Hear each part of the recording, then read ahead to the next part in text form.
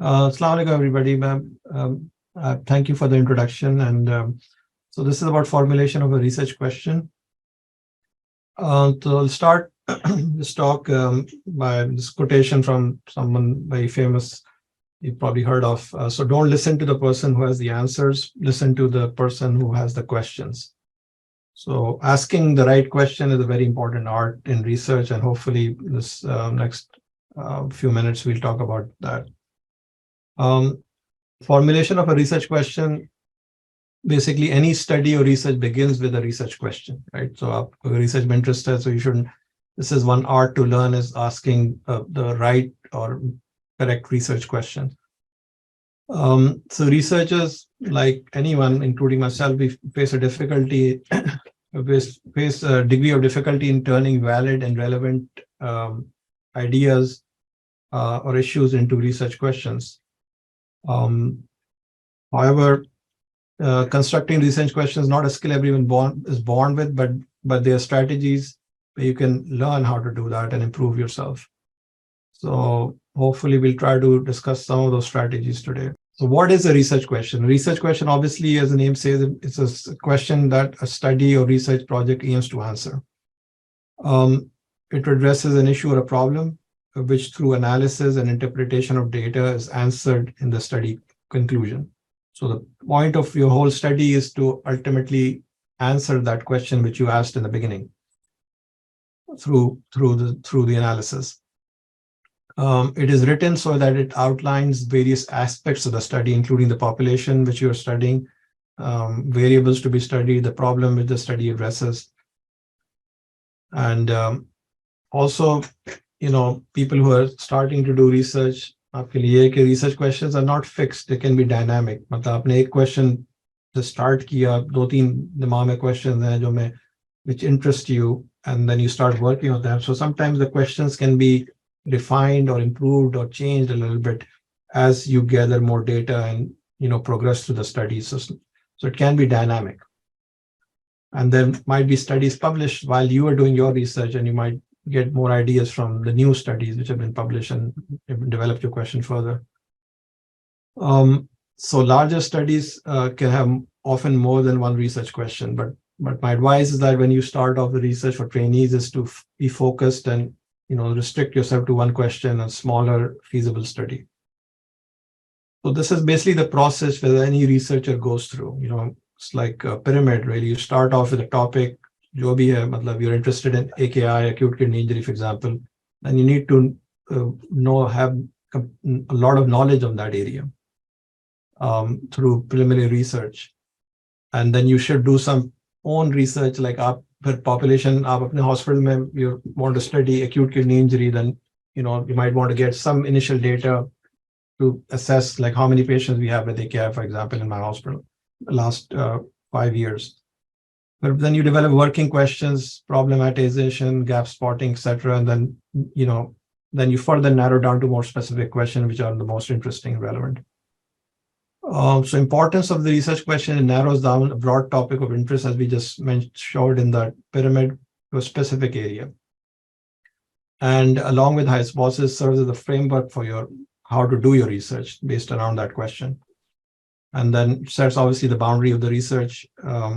And then it influences also your study design, like what kind of question you're asking, methods, what is the method you want to use, and that will be discussed in more detail throughout the seminar, different research methods, and what is the sample size you need. If you're, for example, you are working on a rare disease, which happens in 1 in 10,000 patients, then you want to have a much larger sample size or very specific population versus something which is very common. So, there will be talks about power calculation, how to determine the sample size of your study, and the data collection and data analysis. So research questions may be classified in different categories, and they can help determine, because what I mentioned earlier is the kind of research you want to do depends on the research question, and there are various types of research which will be discussed more detail later on in the seminar. But briefly, they're quantitative, qualitative, and mixed method research. And based on the type of research you choose, the research questions are also, different. So, for example, the research, if you're doing a quantitative study where you're quantifying things and or comparing different things or different populations, the research questions are precise, and they typically include the population to be studied, dependent and independent variables in the research design. They're framed and finalized at the start of the study. So they should be, again, specific and framed early, and then establish a link between the research question and the research design. And they're not answerable by typically just yes or no answers. And so it does not use the word like is, are, or does, or do. So, for example, like you can ask a question like, does diabetes increase the risk for CKD? So that question is like a yes or no answer, right? Research की पता चला yes it does or no it doesn't. But if you ask for a quantitative type research, you have to have a more specific research question or more advanced. Like, for example, you can ask the same question, does diabetic increase the risk of CKD in people with heart failure versus those without heart failure? So now that becomes more specific, and you can quantify that question. So they can be further categorized, quantitative research questions, to three types. One is descriptive, which is basically measuring the response of a study's population to variables for which the research will measure. That's descriptive. Then comparative is basically if you aim to discover the differences between two or more groups for an outcome. And then relationship type questions are seek to explore different trends and interaction between two or more variables. And then qualitative research is a different kind of research which covers more broader areas of the study. And unlike the quantitative counterpart type research, these questions are a little more adaptable. They're often non-directional and more flexible. So the main aim in these kind of research questions is to discover, explain, or explore various things. So there are some examples of types of qualitative research questions. For example, it can be contextual, which is basically seek to describe the nature of what already exists. It could be descriptive, which is attempting to describe a phenomenon. It can be emancipatory, which is basically aim to produce knowledge that allows for engagement in social action, for example, for benefit of disadvantaged people. Evaluative, which is assessing the effectiveness of existing methods or paradigms. Explanatory, which is basically seeking to expound on a phenomenon or examine reasons for or an association between what exists. Exploratory, which is basically investigate little known areas of a particular topic. And then generative, which aim to produce new ideas for development of theories and actions.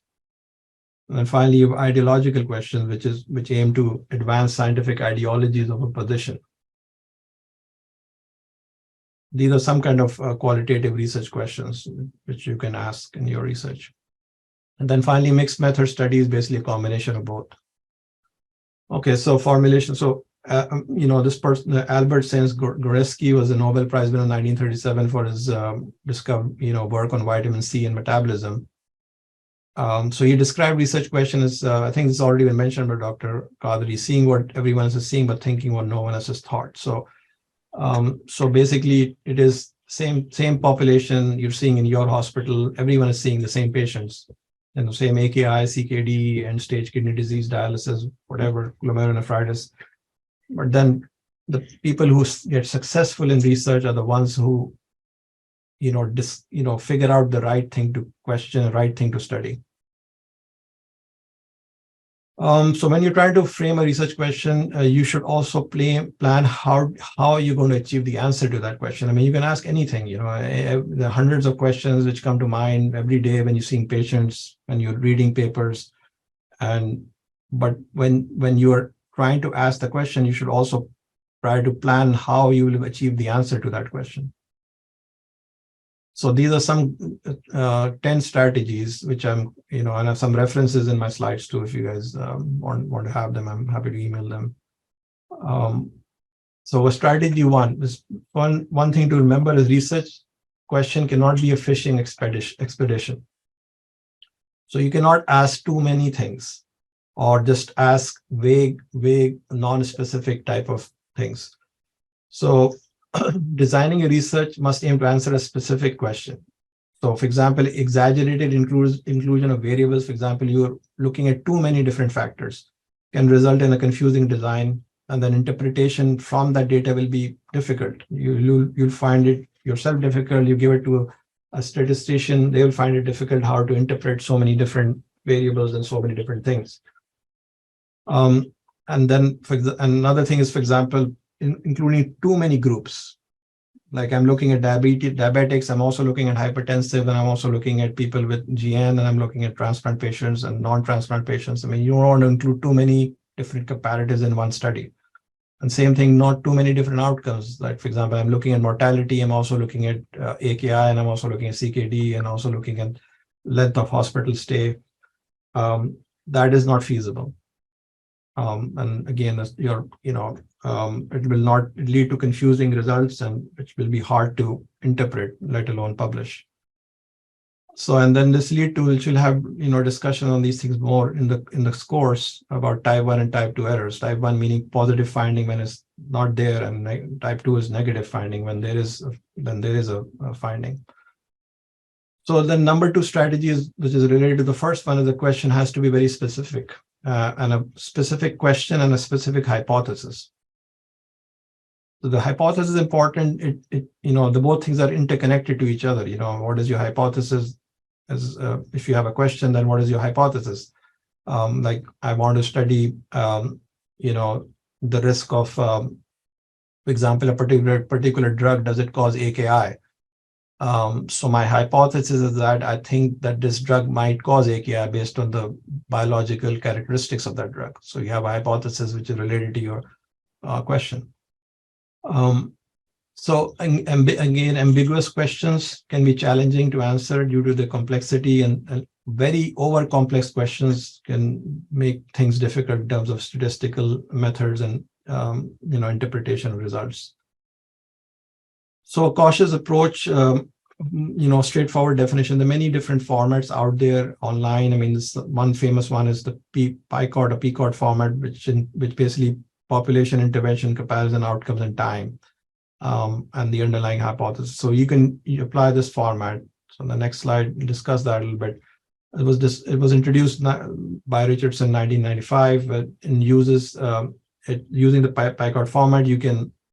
Research questions can be constructed to address the important elements of the study, and it's quite commonly used in clinical research.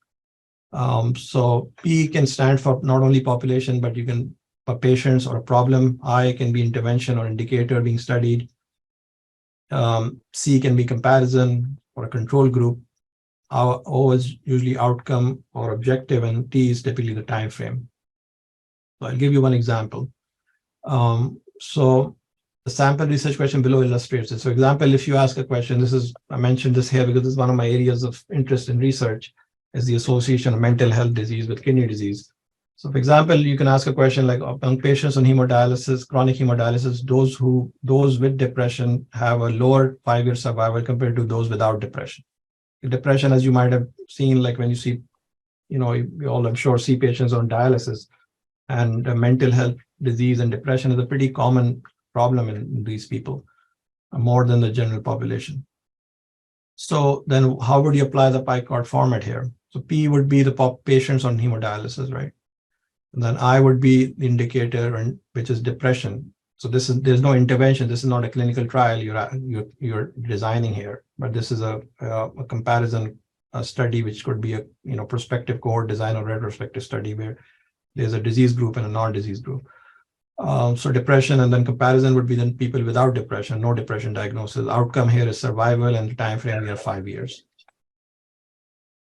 So this is an example of how to apply the PICOT format. There are other formats out there, and you can look online. I mean, briefly, there's a finer criteria where F is for feasible, I for impactful, N for novel, E ethical, which Dr. Qadi just talked about, the ethics of research, and then last but not least, should be relevant. Another format is the PEO format, population, exposure, and outcome. Okay, so then strategy number 3 is basically that the research question should address a reasonable gap in literature, not just a gap, but a reasonable gap. So obviously, if you would try to do research ideally to then publish the research, right? So and then apply for grant funding and all those kind of things. So then it has to be something which is not published before, right? There should be a gap in the literature before you identify the gap. You have to read the literature. So, for example, we talk about like a approval process for a drug. If you work in the drug industry or do clinical trials, you might have come across this process about what kind of clinical trials are out there in terms of drugs. So often the story starts with a preclinical study. It's performed in animals to ensure that the drug is safe and efficacious enough to be tested in humans. That's the first step. So here the question is this new drug safe and efficacious in animals? So usually the drug is manufactured by a chemical industry, right? And that's how first is tested in cells. If look at the mechanism of the drug, right? Like SGLT2 inhibitors, like how they affect the SGLT2 channel in the kidney, and what does that do on a chemical level? Next step is to okay, this has this effect. It's a potential to reduce glucose. Then you test the same thing in a rat model and see if that actually does do that. And for example, a diabetic rat model. So but there the question is not specific. Is this drug stuff efficacious in animals? The question is not like, is this drug going to change the outcomes of diabetes in the world? So it's a specific question, and the specific design you do to answer this question. So the next phase would be a phase 1 study where you test the safety of the drug in a small group of people, on humans now. So now this question is the drug safe in humans? So again, if you notice the specific question, it's not like is the drug going to, improve outcomes in diabetic patients. But the simple question is the drug safe in humans, yes or no? Phase 2 then moves on to a larger group of patients where you not only check its safety, but also its efficacy. So is this drug safe and also efficacious? Does it benefit in humans? But you start off with a small sample. And then phase 3 studies is typically usually the final process where the drug is now tested in a very large sample to ensure its efficacy, and then you compare that usually. And this is like a typical clinical trial, which is placebo-controlled or another drug which you compare it with. And now the question would be that is this new drug superior or non-inferior to the current standard of care? So, for example, SGLT2 inhibitors, are they better than metformin for treating type 2 diabetes? Yes or no? Now you can answer that bigger question. So basically, the bottom line is that we cannot perform a phase 3 clinical trial right after finishing a preclinical trial because there was a gap of knowledge between the two would be too large. Okay. So it's important to follow each step carefully because extrapolations may lead to very ambitious research questions, which increases the probability of failure and also inconclusive results. So, and as Dr. Qadi was mentioning, the IRB is not going to approve your research to begin with if it's actually involving humans.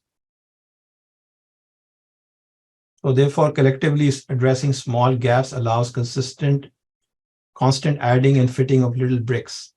It's like you gather evidence. Like when you develop a research career, if you're interested in becoming a researcher, your own research career, like you'll notice the most successful people in research are focused. They don't do research on 100 different things. They typically are focused on one area really, and then they keep expanding their own knowledge on that area, adding it, and usually that achieves a lot of success.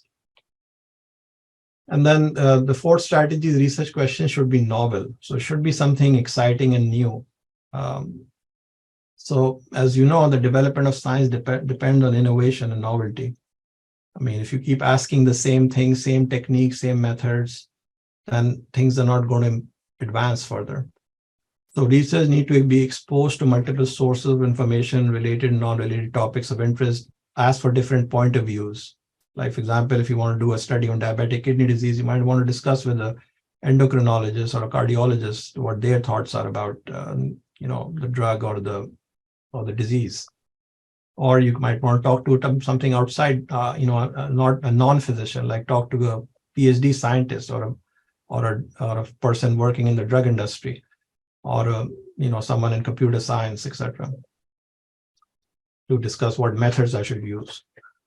So this will increase the likelihood of creating new ideas and hypotheses. So in next talk tomorrow, we'll talk about a little bit about grant funding. So one of the key aspects of grant funding is innovation in your research. So novel theoretical concepts, methods, instruments, and interventions. Knowledge is developed by answering small gaps with new hypotheses and new data. Replications has a role in science. So, I mean, if you look at the literature, every study is not totally novel. So yes, while novelty is important, but for example, I mean, we talked, like, the reason I got involved in this whole, task force is because same diseases which have been studied in America or Europe, for example, have not been studied in Pakistan. So if you're going to study diabetic kidney disease in Pakistan, maybe there's hardly any literature on that. But there might be maybe 500 papers in America published already on that. So it doesn't. So the novelty in this case is the population you're studying, and sometimes things have to be replicated. You might want to do a research in one institute and replicate another one. So this is basically a balance between innovation and the knowledge gap. Okay, number 5 is should be feasible. This is again extremely important, that what you are planning to do should be also practically achievable. So consider obstacles to test your hypothesis. For example, difficulties in recruitment, compliance with the intervention, amount of funding you have, ethical issues with the control group. So now if SGLT2 inhibitors have become the first line agent in diabetics, and you're asking a question, should I try thioglutazones or glipizide as a first line and try to compare that? That's going to be a problem. So that might not be the right study design. So feasibility issues explained by a large number of clinical trials reported have never been completed or published.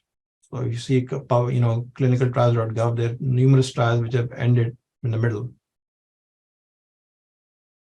So when formulating a research question, have in mind how you can answer in the real world setting, and it is feasible to do it. So what are the resources you have in your institute? Who are the people you can work with? Who are your collaborators? What is the amount of money you have to do it? And then this may result in wastage of time and money and resources. Number 6 is should be significant. This should not only be novel, but the question has to be important also. So this is again a factor which NIH uses in grant evaluations, addressing important problems, improving is the question addressing an important problem? Is it improving knowledge of science and clinical practice? Enhancing interventions of patient care or outcomes. So it has to be something important, right? Researcher needs to go through this exercise to find the significance of their work. And that may help you can make the question more significant if you go through this exercise of reevaluating yourself. Focus should be on the primary outcome. As I mentioned earlier, you should not have multiple outcomes, at least when you're starting off doing research, and focus should be on your main outcome. Okay, if I'm looking at mortality, I'm not going to also look at end stage CKD or hospitalization or rehospitalization or something else. So it should be designed on you can look at that in your study, but the question should be based around the primary outcome though.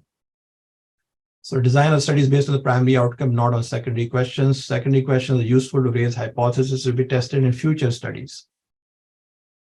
Okay, so I find out you do a study. Okay, I'm looking at diabetic kidney disease in people with heart failure and those without heart failure, and I find out that's my question. So I find that okay, people with heart failure have worse progression of diabetes than people without heart failure of diabetic nephropathy. But within that study, you also find that people with diastolic dysfunction have worse outcome than people with systolic dysfunction. That was not your original research question. But you could design a second study to answer that question now. So have a robust and objective outcomes. Like an outcome should be robust and objective. They should be important and meaningful, like mortality, for example, hospitalization days, clinical complication like end-stage kidney disease, or a validating biomarker like EGFR decline, for example. And it's important to validate and justify your primary outcome. Okay. Although the use of combined outcomes, combining two events or marker, may be useful in increasing the study's power, they also decrease the interpretability of the study of the findings. So you must have read papers, for example, like often they use this outcome called MACE, like multiple outcomes, like mortality, cardiovascular events, etc. And then yes, it tells you, okay, this thing did increase the combined outcome, but then when you're trying to apply that knowledge to your patient, like you don't know, like yes, it does something really bad, but specifically what it does is not answered that way. So you should really weigh in that, the pros and cons before you do it. And then also it's relevant not only to the study, outcome, but also what methods you're going to use, the sample size, what you're going to use. And this will be discussed later on in the course. Surrogate versus clinical variables. So outcomes may assume different types of data, for example, categorical or continuous. You'll have, this will be talked about later, and collection methods will be different. So in phase 1 studies, for example, the goals are mostly to test the effect of a drug in a physiological outcome. Like, so often a surrogate marker like GFR is used. While in a phase 3 study, which is much larger population, now you have enough power to ask a question about clinical improvement, like CKD, incidence of CKD. So surrogate outcomes, especially useful in early phases of study, that may allow smaller studies to be powered. Okay, and then, one thing also to consider is that what if your study has a negative outcome? So going back to that question I've been carrying along is that if you're looking at diabetic nephropathy and people with, and asking the question, do people with heart failure have worse outcomes than people without heart failure? So what if you find out that there's no difference in the outcome? Is now, if you spend like 1 year doing the study and a lot of money to do it, and now your result is that there's no difference. So there's basically null hypothesis. So is that still publishable? Is that still important? So that should consider that before you start something. That's where the hypothesis becomes very important. So clinical research is important to show the efficacy of new treatment, but also acknowledge that there might not be. So for example, the COVID pandemic showed us that importance of negative results. For example, if you remember, like back in, at least in America, it was very, very strong. We have first in 2020, when this disease started here, that time in this country, hydroxychloroquine was being used as a treatment. It turned out that had no benefit and it was rejected. So that was important because now we know not to use that drug for a potentially lethal disease. So the significant negative result is important, and you could think about alternative hypothesis. And findings. I mean, these studies are published less, but really that's the art of designing your study, and then obviously also writing the paper to make it more likely to be getting published. And then spend a reasonable amount of time exploring the literature on your question. So one of the ways to understand the state of the art is to, maybe one thing I tell like people who my trainees or fellows who work with me is to, often you working on a topic and maybe pull up a meta-analysis or a systemic review on that topic first, and then read that. That would really give you a good background if it's published in a good journal about what is there out there first. I mean, you might find that there are like 500 papers. I mean, you might spend like 6 months just to read all of those. So it might be better to start off with a meta-analysis or clinical review, give the big picture of the current knowledge. And then you can make decisions of your study design based on what is the gap in the knowledge. So you can create a summary table from that meta-analysis or systemic review to understand the hypothesis in those studies, because that, as you'll hear about what is a systemic review or meta-analysis, is it's a combination of multiple studies pulled together. So you can look at the hypothesis of those studies, how they proposed to answer their question, and then what was the answer to their question? What were the results in the discussion parts? So some types of clinical research questions, examples, I'm just going to try to quickly go through this to be on time. So descriptive research questions. So here I've just put some examples here. So going back to it, it basically intends to seek measurement of a phenomena in a defined population. It usually covers only one variable and provides results and frequencies. So for example, what is the prevalence of CKD in Pakistan? So that's a descriptive research question, right? So one variable like CKD and you want a frequencies, is it 10%, 30%, 100%, whatever it is. So that's an example of a descriptive research question.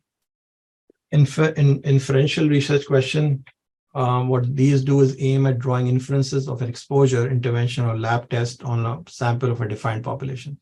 So it involves two variables at least, independent and dependent variables. So an example, what is the impact of GLP-1 agonist in improving renal outcomes in people with diabetes? Right. So now you have two variables here. You have diabetes and GLP-1 agonist, and you have outcome as a renal outcome, which could be like CKD or end-stage kidney disease or GFR decline. A causal research question basically intends to seek the association and exposure of a causative factor in a defined population as compared to the comparator.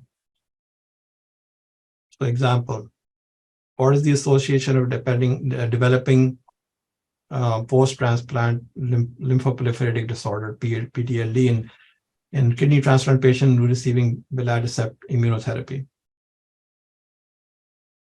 So then the comparator would be with the people with not receiving this therapy. A diagnostic descriptive research question seeks to describe the measurement of a phenomena related to a diagnostic test in a defined population. So for example, what is the sensitivity of renal Dopplers in diagnosis of critical renal artery stenosis in patients with resistant hypertension? So here you have a diagnostic test, renal Dopplers, and the phenomena here is the measurement of renal artery stenosis.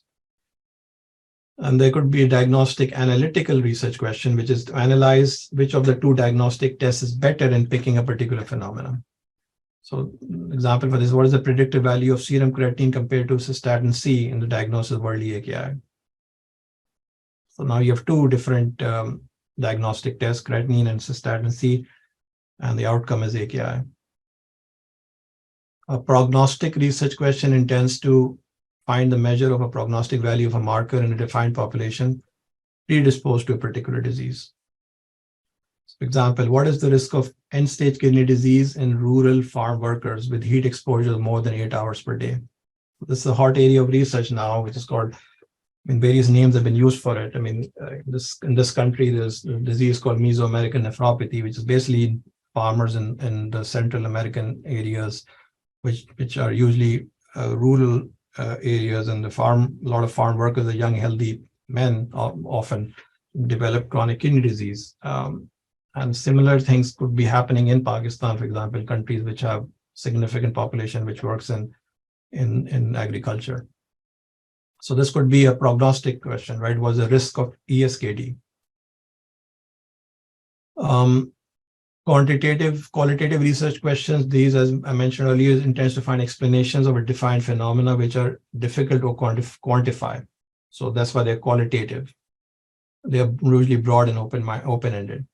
For example, what is the perceptions of life expectancy in patients undergoing chronic dialysis in Pakistan? So this is not quantifiable. Like, it's not like yes or no, or like, there's no value here.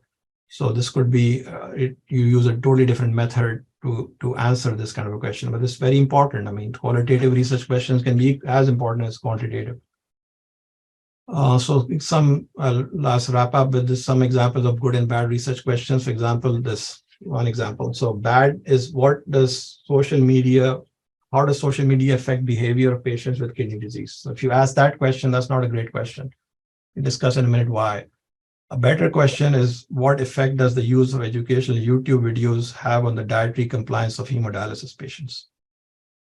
So now this is much more concrete, specific, and you have already telling you how you could design this study. So the first research question is considered bad because the vagueness of social media as a concept and questions lack of specificity. A good research question should be specific and focused and should be answerable through some method of data collection. Another example, bad, is, has there been a reduction in infectious disease in hemodialysis patients in Pakistan in the past 10 years? You could ask this question, discuss with each other, but when you're trying to do a research study, you have to be again more specific. So has, for example, better hepatitis C surveillance and treatment led to reduction in the incidence and prevalence of hepatitis C in hemodialysis patients in Pakistan in 10 years? So that's a better question to ask. So the second example, the first research question is not ideal because it's too simple. It's easily answered by a yes or no question answer, right? So what are you going to answer? Yes, okay, it has reduced. But the second is more interesting. It's more complicated, but to answer it, the research must first collect data, perform in-depth analysis, and then form an argument. So important points to keep in mind while creating a research question. Number one, development of research question, an iterative process that involves continuously updating one's knowledge on the topic. So reading literature is extremely important to do research. What others have published. Remaining up to date on current trends, state-of-the-art research studies, and technological advances. So not only you have to know the knowledge of your area of interest, like, for example, you want to study glomerulonephritis, so that your interest, but also the techniques used by researchers to study these glomerulonephritis. What is the latest state-of-the-art techniques out there? For that you have to get out of that circle and collaborate with people outside your department. So make research questions specific and concise as possible to ensure clarity. First of all, you should understand it before you can convince other people. And then avoid using words that don't add to the meaning of a research question. It should not be unnecessarily long, and seek input of experts in the field, mentors, colleagues. I'm happy to help you, as I'm sure every other person in this, every other faculty in the seminar would be happy to help you if you're interested. So such inputs can be beneficial not only for research question, but everything else in the study. And refrain from committing to two most common mistakes in research question: posing a question as an anticipated contribution. So you don't want to do that, because that's not going to be funded or published. And do not ask a question as a method. So as a physician, you have to ask a clinical question.